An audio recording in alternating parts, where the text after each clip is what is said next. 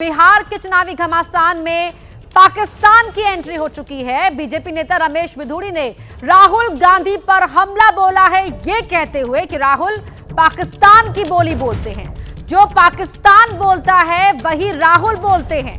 देश के युवाओं का हक खा रहे हैं घुसपैठिए। और ये कहते हुए राहुल गांधी पर तीखा हमला रमेश बिधूड़ी ने बोला है।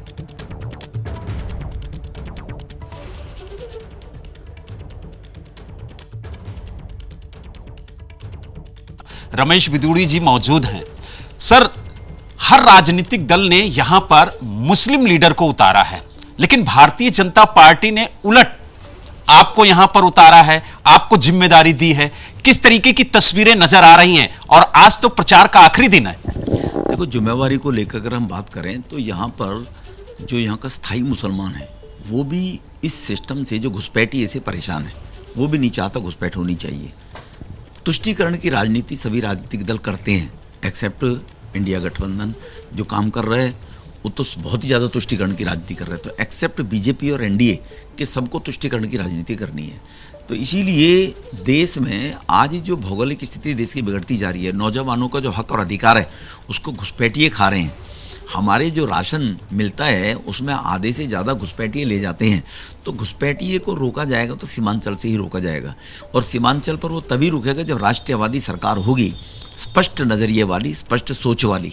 ये यहाँ के मुस्लिम बंधुओं को भी सोचना चाहिए इस बात को लेकर कि ये तीन देशों की सीमाएं यहाँ पर सीमांचल में लगती है, और जो घुसपैठ होती है वो नेपाल के माध्यम से होगी, बांग्लादेश तो डायरेक्टली अटैक करता है यहाँ पर, या भूटान के माध्यम से होती है। तो इसलिए सीमांचल एक बड़ा सेंसिटिव हमारे डिस्ट्रिक्ट हैं, सीमांचल एरिया जो क्षेत्र हैं। तो इसलिए यहाँ पर जरूरी है कि एनडीए की सरकार का जनप्रतिनिधि रहे यहाँ पर। राहुल गांधी जी कहते हैं कि जिस तरीके से हरियाणा में चुनाव प्रभावित किया गया, उसी तरीके से बिहार में चुनाव प्रभावित किया जा रहा है। बड़े गंभीर आरोप लगा रहे हैं। देखो, राहुल गांधी जी के पास कुछ है नहीं, और उन्होंने हार स्वीकार कर लिया कि बिहार के लोगों ने इंडी गठबंधन को रिजेक्ट कर दिया है। तो इंडी गठबंधन अगर रिजेक्ट हो गया तो अपनी खींच मिटाने के लिए खींची बिल्ली खंबा नोचे, वो राहुल जी की स्टेटमेंट पहले फेज के बाद आनी शुरू हो गई थी।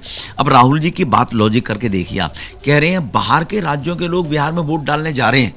अरे, ये पाकिस्तान के लोग आ रहे हैं क्या? बाहर के लोग आ रहे हैं? तो जो बिहार के रहने वाले लोग हैं, बाहर काम धंधा करते हैं, वो अपनी वोट डालने नहीं जाएंगे। राहुल बाबा दिल्ली में रहते हो, वोट डालने अमेठी क्यों जाते हो? अमेठी में तुम्हारी वोट है तो, और अमेठी के प्रतिनिधि हो तो दिल्ली में वोट क्यों डालते हो? तो देश का कोई नागरिक अगर अपनी वोट डालने जाएगा, लॉजिक देखिए ना राहुल गांधी की, तो इलेक्शन कमीशन क्या करेगा? कोई दिल्ली में व्यक्ति रह रहा है, बिहार का रहने वाला है, तो इलेक्शन कमीशन रोक देगा उसका वोट के अधिकार को? क्यों, कैसे रोक देगा?